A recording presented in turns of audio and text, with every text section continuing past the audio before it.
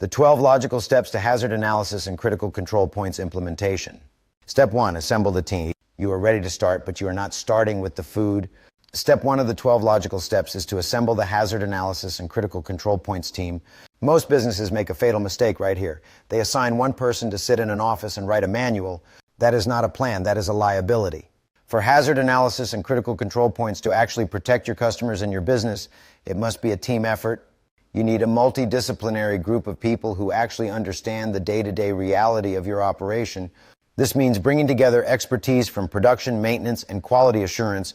You need the person who operates the machines, the person who fixes them, and the person who understands the biology of food safety. If you try to move forward without a diverse team, your context will be limited and your risks will be ignored. Before you can analyze a single hazard, you must have the right minds in the room. Get your team together. That is step 1. Follow for step 2, where we define exactly what we are making. Let's do hazard analysis and critical control points the right way.